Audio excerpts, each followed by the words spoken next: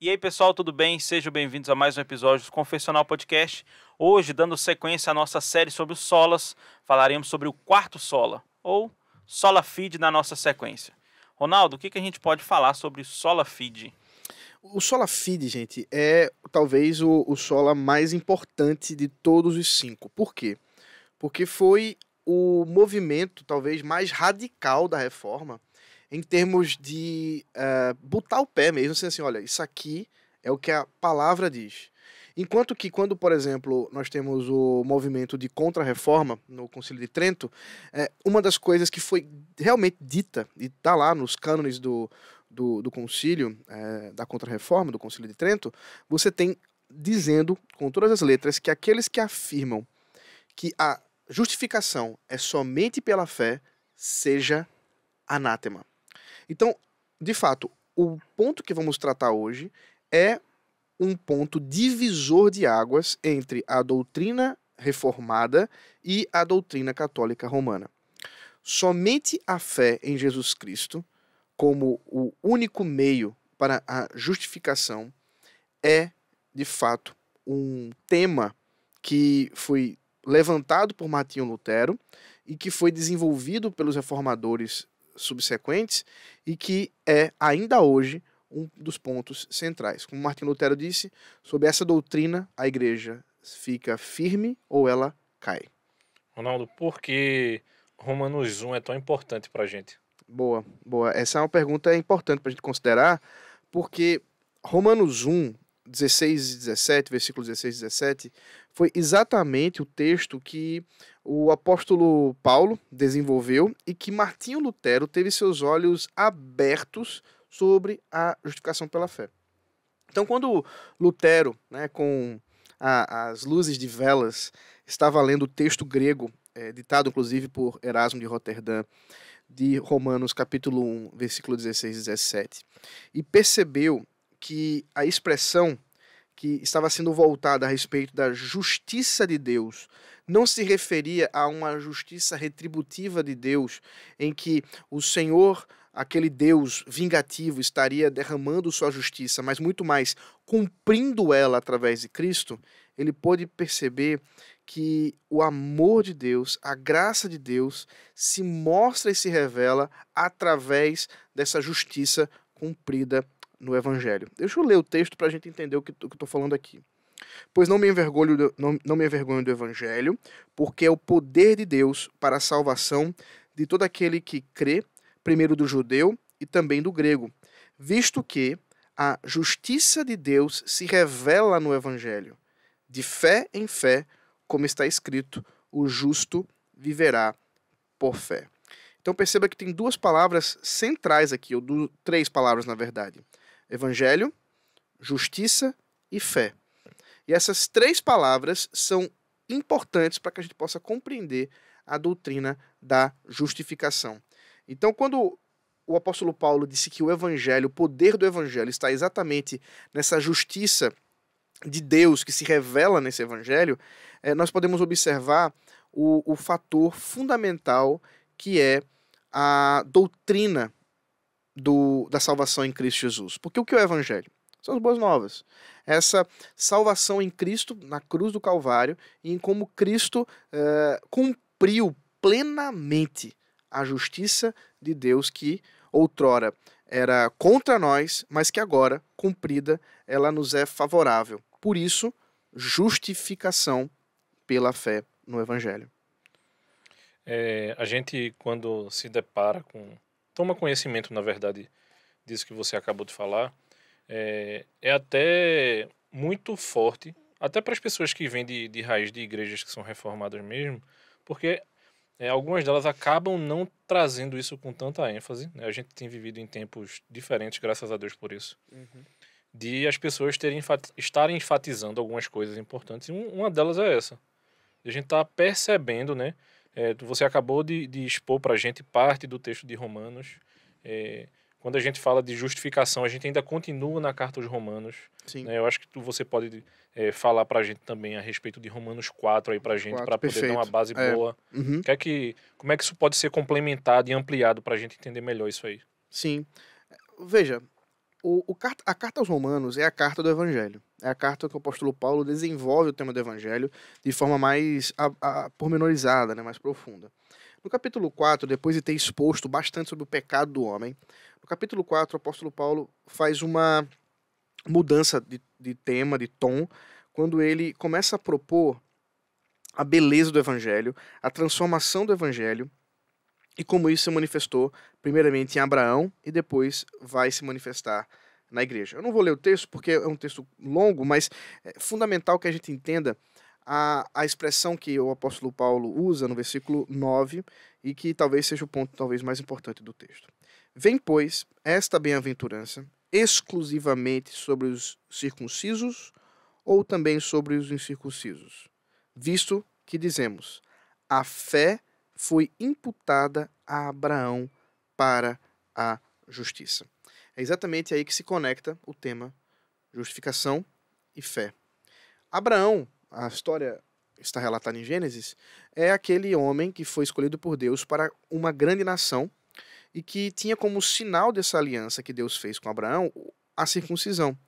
Mas Deus fez a aliança com Abraão antes mesmo dele estar circuncidado. E Abraão creu nessa aliança antes mesmo de estar circuncidado. Em outras palavras, Paulo diz, mesmo incircunciso, Abraão creu. Da mesma sorte, nós, mesmo que gentios, portanto não circuncidados, não participantes dessa história de Israel, também, ao crermos, somos justificados. Agora, o que é a justificação? Talvez esse seja o ponto mais importante, e você disse muito bem que nós vivemos hoje um período em que a justificação ela tem realmente sido trazida como um tema importante. Alguns anos atrás, talvez se perguntássemos em geral na igreja o que é justificação, as pessoas não saberiam dizer. E graças a Deus hoje nós temos muitos livros sobre o assunto, pregações na internet, você acha facilmente alguém falando sobre justificação pela fé somente. A justificação é um ato forense, né? O apóstolo Paulo, ele desenvolve isso muito bem na carta aos Romanos, ao nos dizer que nós estávamos como que num tribunal, por isso a questão forense. E Deus nos sentenciou, nos condenou à sentença justa, que é a morte. E essa condenação, que obviamente veio sendo a morte por causa do pecado, ela foi imputada a Cristo e é por isso que ele morreu. Isso é importante a gente considerar. Porque se Cristo não tinha pecado e o salário do pecado é a morte, como que ele poderia ter morrido? Ele morreu porque ele recebeu o pecado dos homens para que, pelo seu sacrifício, tendo satisfeito aquilo que estava nos reservado por meio desse tribunal, nós pudéssemos, não só tendo recebido ele a imputação dos nossos pecados, nós recebermos a imputação da sua justiça. E aí está a diferença entre a doutrina da justificação reformada e de outras linhas, como por exemplo a ideia católica romana. É que essa justificação não tem tanto a ver com a mudança ética. Quer dizer, não é necessariamente que o homem ele tenha uma transformação moral por causa da justificação. A justificação, certamente, é um movimento da parte de Deus que vai produzir a santificação em sequência. Mas, como o próprio Lutero diz, eu sou justo e ainda sou pecador. E é fundamental que a gente entenda isso como uma justiça declarativa. Deus diz, você é justo, Uriel. Deus diz, você é justo, Rodrigo. Não por causa de algo que você tenha feito, mas por causa daquilo que Cristo fez. E como nós recebemos isso? Porque cremos naquilo que Cristo fez. Somente pela fé. Uma outra coisa que a gente pode tratar também, né, ao conversar sobre esse tema tão rico, tão importante para a gente, é que quando a gente vai se aprofundando em algumas coisas da teologia, para a gente poder entender melhor, né, eu acho que usar termos para a gente acaba sendo importante justamente para que esse movimento didático torne as coisas mais claras para a gente. Né? Você estava falando dessa questão do ato forense versus essa mudança ética. Eu acho que é uma outra coisa importante também, Ronaldo, é tu falar sobre essa questão dessa justificação declarativa. Sim. Porque ela é declarativa? Porque o homem, ele não passa a ser justo no sentido de agora praticar somente a justiça. Uriel continua sendo um pecador, mesmo tendo sido justificado por Deus. Ele continua sendo um homem que vai falhar, que vai cometer injustiças, mesmo justo. E isso é muito estranho para a doutrina católica romana. Essa semana eu estava ouvindo um podcast que tinha alguns católicos falando, e uns diziam assim, porque eu acredito na comunhão dos santos, eles falaram, né? Mas tem que lembrar que para ser santo só depois que morre, porque antes de morrer não dá para saber. E veja, que é exatamente o contrário do que nós pensamos, porque entendemos que a declaração forense, a declaração de Deus ao nos dizer que nós somos justos e por isso também santos, não tem a ver com as nossas obras, mas tem a ver com a obra de Cristo. Isso é o Evangelho. E é por causa daquilo que Cristo fez e por causa da ação e declaração que Deus faz ao nosso respeito como justos e santos, é que podemos ter a nova vida, ainda que venhamos a pecar. E essa declaração ela é fundamental para iniciarmos essa caminhada de salvação com Cristo Jesus. Estava lembrando de uma aula que teve lá na igreja, né? Eu acho que o Uriel vai lembrar bem. A gente conversando sobre justamente essas questões de justiça aí. E aí Schaeffer faz um comentário, né? Ele diz assim o seguinte: o cristianismo é a única religião que não exige nada. Uhum. Isso. E isso é escancarado no rosto da gente. O que é que eu preciso fazer? Qual é o movimento que a gente pode fazer para ganhar alguma coisa? Qual é o meu esforço, né? Quando eu estava lembrando, a gente conversando aqui, de uma ação que foi feita em uma das cidades do interior aqui do estado de Pernambuco. E aí eu entreguei uma Bíblia para a pessoa e ela disse: quanto é?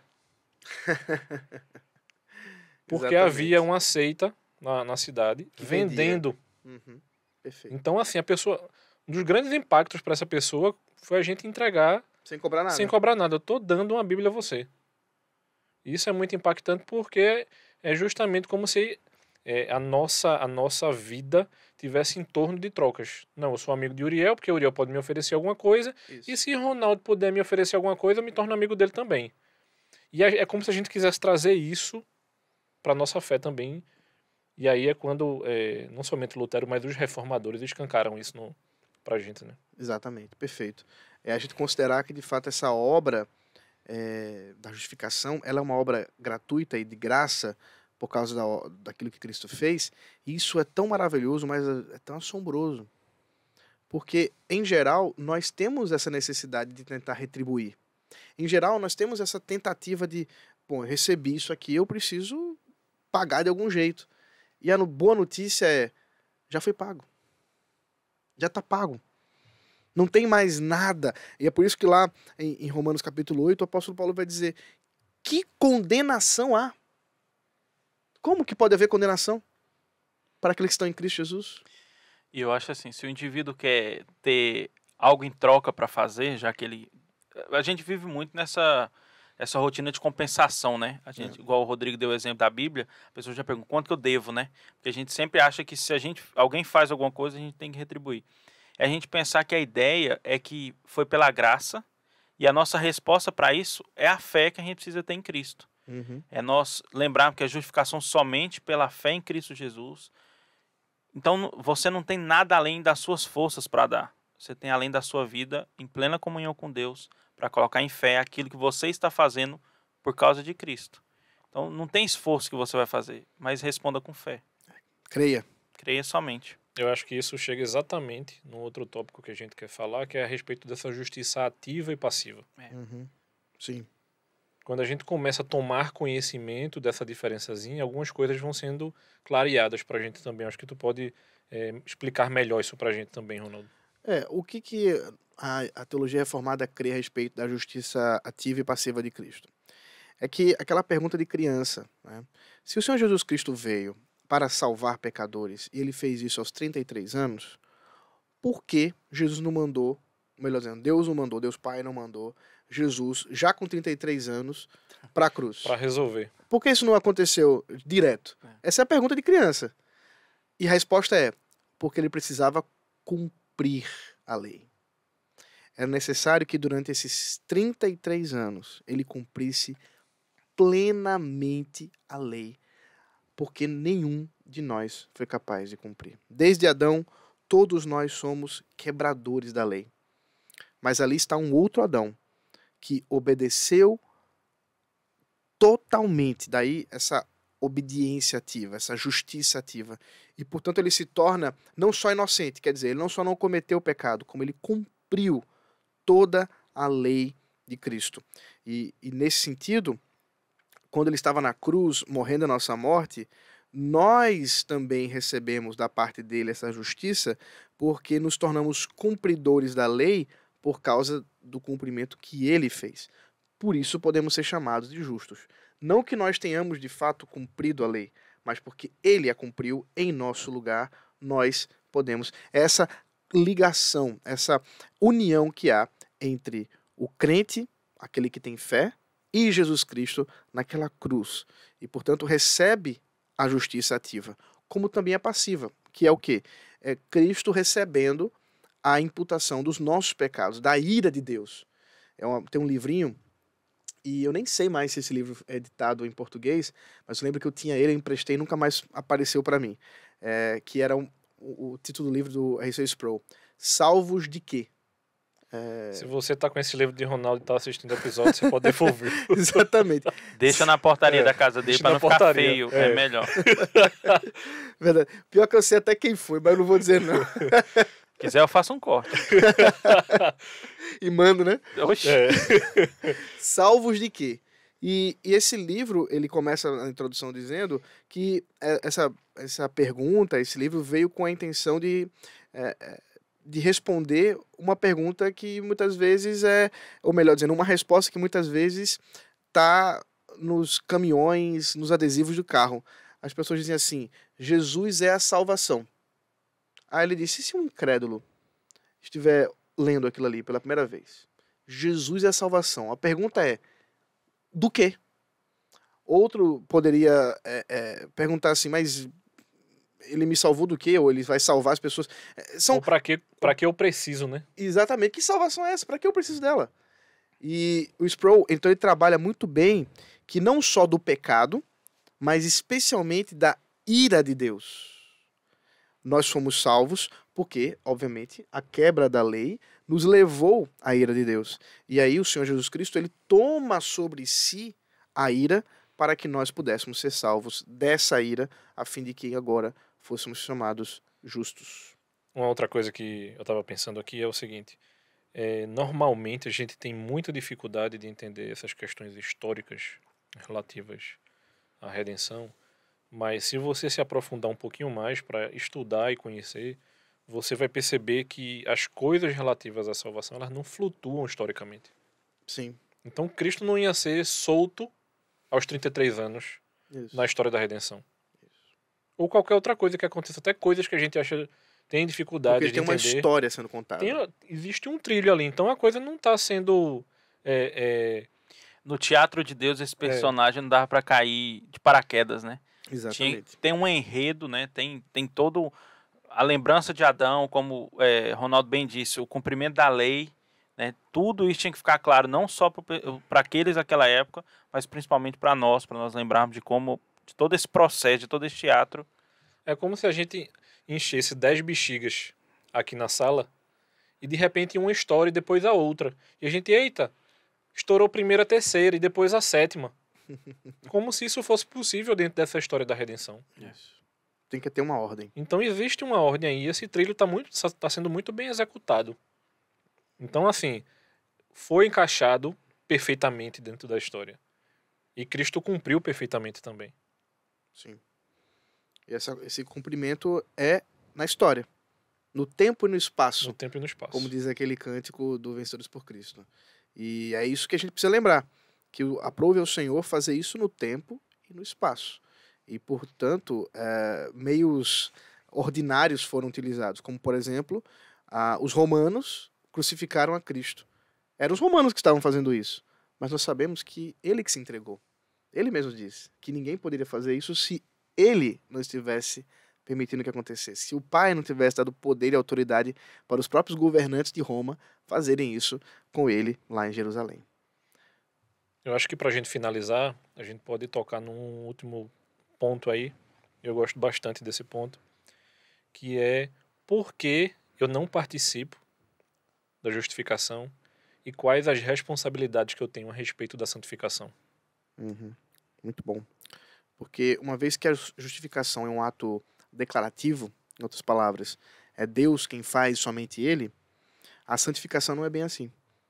É o Espírito Santo que nos dá força para lutar contra o pecado, ao declararmos todos os dias que, de fato, aquilo que aconteceu na cruz, aquilo que aconteceu comigo, ao Espírito Santo habitar em mim, é real. É a vivência da realidade da salvação todos os dias. E é como se nós estivéssemos sendo salvos todos os dias. Não que isso de fato aconteça, porque aquilo que aconteceu na cruz aconteceu de uma vez só e não precisa acontecer de novo. Mas é como se cada vez mais nós estivéssemos recebendo a força, a capacitação para podermos lutar contra o pecado e progredirmos em santificação. E isso se dá por meio da leitura da palavra, isso se dá por meio da oração, isso dá por meio da comunhão dos santos, que eu acabei de mencionar. E aqui os santos são vocês, são meus irmãos, que foram declarados justos por meio de Cristo Jesus, assim como eu, e nós juntos podemos compartilhar das exortações da palavra, sabe? E a gente tem que considerar isso importante, porque muita gente tem esquecido da importância da igreja no meio de santificação. E eu me lembro o quinto ponto, né, do calvinismo, a perseverança dos santos. Não é a perseverança do santo, é a perseverança dos santos. Por quê? Porque essa é uma perseverança em comunidade, é uma perseverança em comunhão. E daí, portanto, o fortalecimento que nós fazemos uns aos outros nessa santificação para a glória do Senhor. Aí tem um culto, tem a ceia do Senhor, né, os sacramentos. Veja, tudo isso para que nós possamos ganhar forças e possamos lutar contra o pecado. Você falou sobre a perseverança, eu ia lembrar disso. Eu não sei que quando você vai ver esse episódio, mas no meu tempo e espaço, ontem, domingo, eu dei aula para a sala de juvenis lá na igreja e recebi uma pergunta, alguém fez uma pergunta sobre isso, assim, mas como que a gente vai ser santo se todo dia eu tenho vontade de errar? Aí eu tentei ser mais claro possível para ele, falando, lendo a palavra, orando e estando aqui igual você está, com outros pecadores que erram, que falham, mas que vão lutar assim como você precisa para parecer mais com Jesus. E lembra, a gente luta hoje para um dia a gente descansar. Um dia a gente vai estar lá no céu, o único cansaço que você vai ter vai ser dizer, santo, santo, santo é o Senhor. Vivendo de forma perfeita, comunhão, e nem lembrando que um dia você se esforçou para estar onde você está hoje. Então, assim, eu acho que é importante a gente lembrar disso. E lembrar desde pequeno as crianças, assim, que nós precisamos ter comunhão. E não é do santo. Entendeu? É comunhão com os santos. É perseverança, não é do santo. É dos santos. Juntos, a igreja de Cristo reunida, fazendo parte de tudo isso. Amém. Verdade. A igreja é importante. A gente falou sobre isso já, né? Já. Se você não assistiu, pesquise aqui no canal. Lá. Com certeza tem algo para te abençoar.